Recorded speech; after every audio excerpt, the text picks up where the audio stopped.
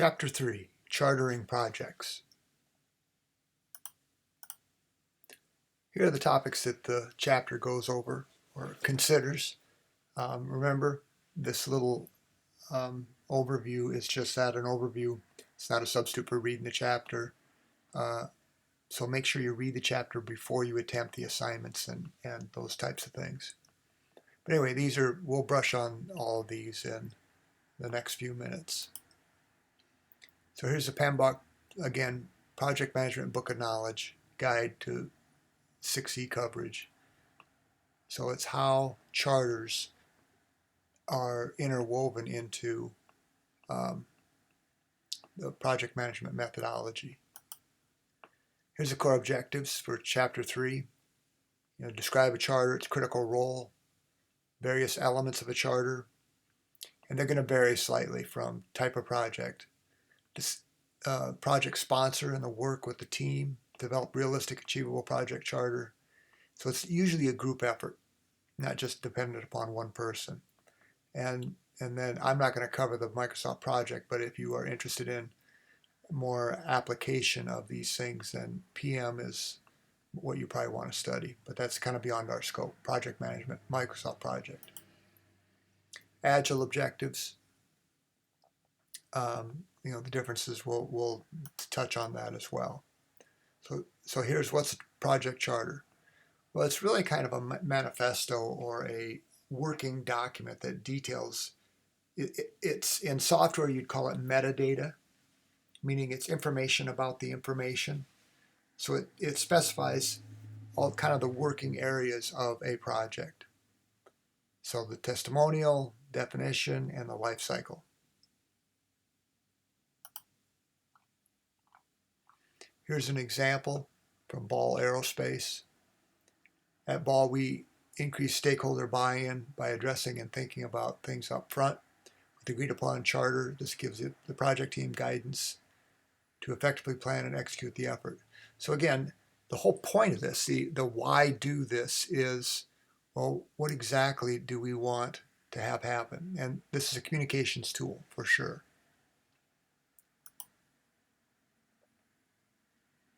So what's project charter? Informal contract between the project team and the sponsor. So it's not formal, so it means it's not like a legal document. It's more informal, but it's a working document.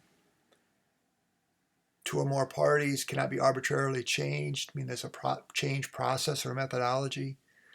Value to each party. It's sort of the precursor to a contract, to a formal contract where you really specify things out. And then there's phases, project phases, and then approval to proceed. So here we talked about selection last week, okay, and the methods for doing that, financial and otherwise. Now we're talking about charters, and then obviously as we move ahead, we'll hit these other ones. So for purposes of the charter, authorization and common understanding.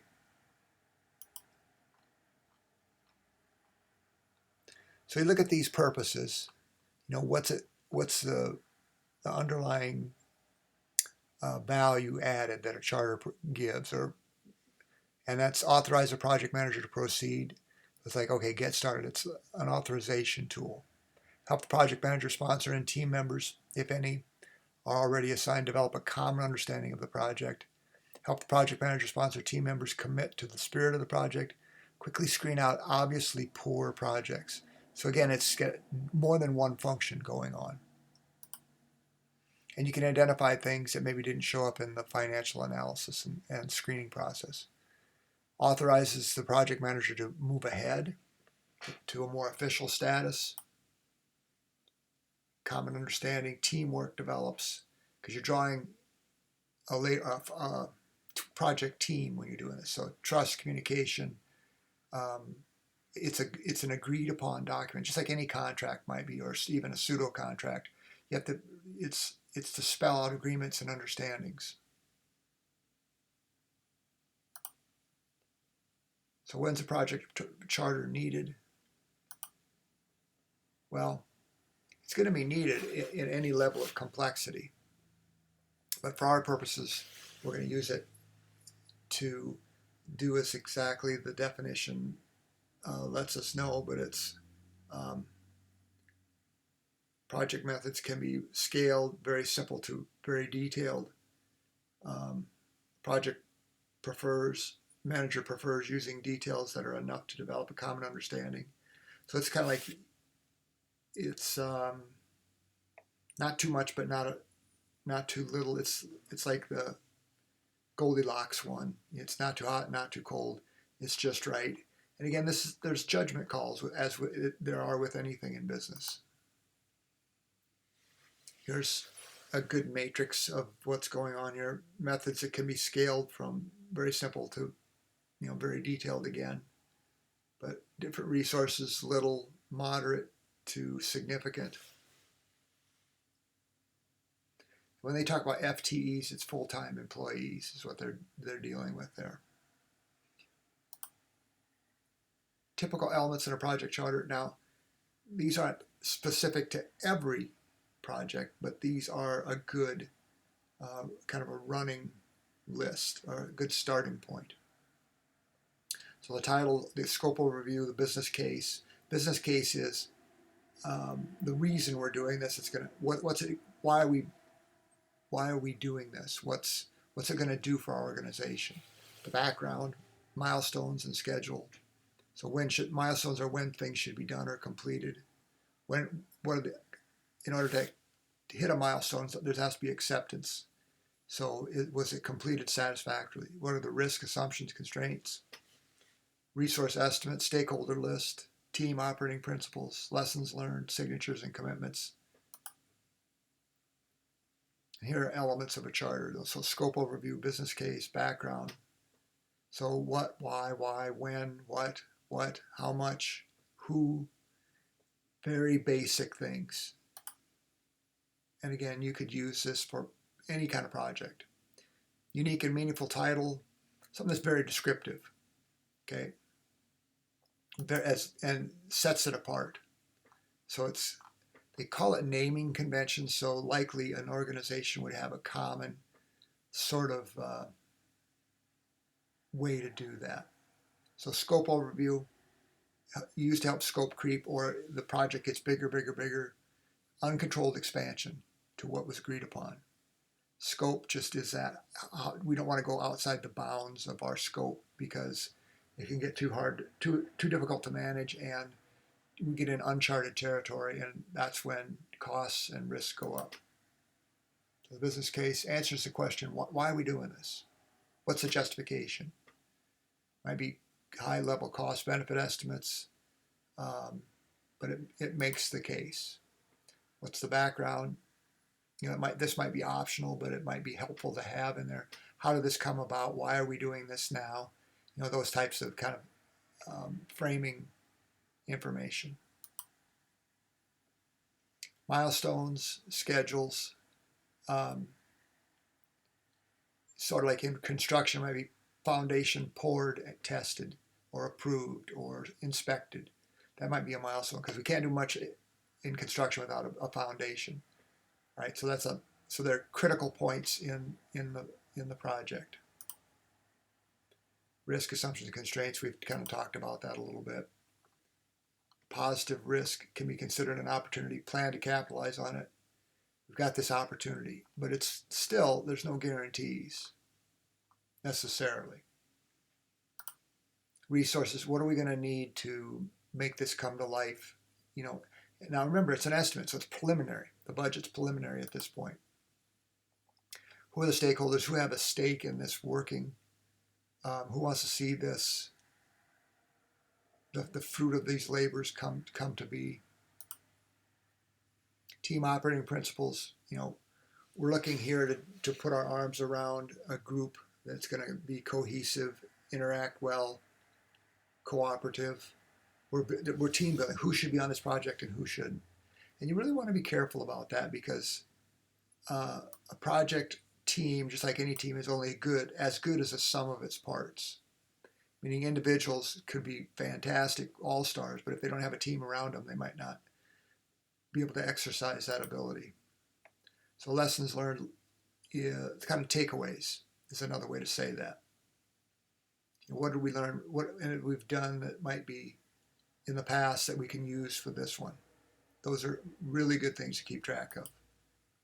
Signatures commitment, it is just that. Who's committed to this? Who signed off on it? Who's given it the thumbs up to go? So constructing a project charter, here are the elements. Scope, background, milestones again. So we've looked at these basically. So the sponsor creates first draft. So who is initiating the project? Who's trying to get this rolling? Leadership team may contribute additional information, so they've got, a sponsor isn't necessarily doing this in a vacuum. And I'm not going to read all this, but phase 2 multi-center trial scope overview, online tuition reimbursement. These are examples of scope overviews. What's going to happen and why. So there's more background instructions. This is optional. Okay, you may not need this, but if it helps, you might as well include it. Here's a milestone schedule. Notice the milestones, that we've got dates with those. Who judges it? What's the criteria that says check, completed, milestone connected? So like milestone in a person's life might be getting married or graduating, or it's a turn point, inflection point. So there's the steps, 6 steps in creating milestones, which is probably a good one to keep track of for your own use. Again, 6 Sigma, which is a process orientation. We haven't talked about that much, but we'll hit on that at some point. It's a methodology. Uncertain instructions. Negative risk may inhibit successful project completion. We need to identify those kind of things, if at all possible. Some are unknown at this point, especially a new, more cutting-edge type of activity. Brainstorming means we're going to meet and talk. What do you know? This is why you need usually a cross-functional team. So scheduling people, construction people, engineering types, financial types, accounting types, all of those are going to be very helpful. There's risk assessment. Having a hard time kicking that out, sorry. Risk planning, example, who's the risk owner? Who has responsibility for making this happen or managing the risk?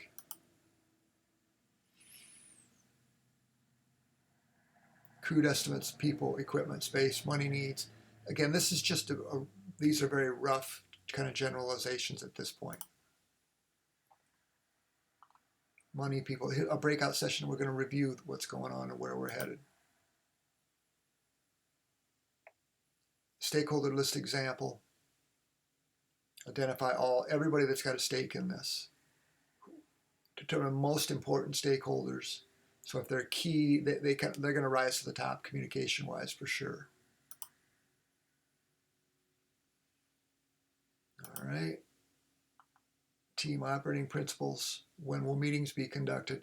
We want to predetermine this to make sure we don't have conflicts scheduling-wise. There we go, just an exhibit or an example for you. Decisions we make, work gets done. We'll talk a little bit how to run meetings in class. It might be helpful to you. Lessons learned. Again, you create a book of knowledge of your own. You can do this for yourself even. There's more examples. Another example. Ratifying the charter, meaning it's get signed. Now we can move to the next step. Ratification is that. So here's a 6-step guide. Determine the desired outcome. Number 2 is for the minimum acceptable result is, and so on. Negotiations.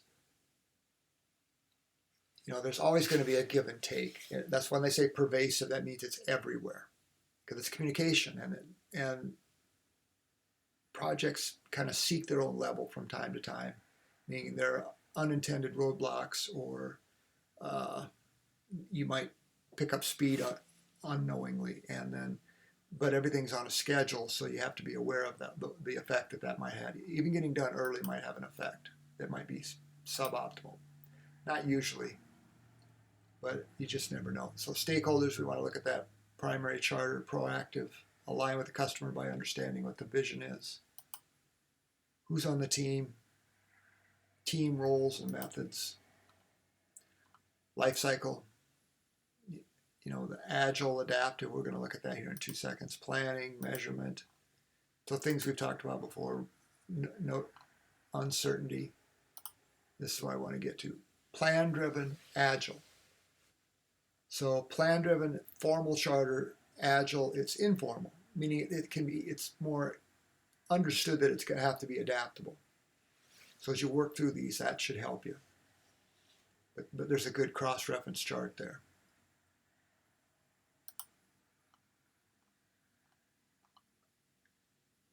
Agile terms, again, make note of that. Just some of the differences. And there's a summary.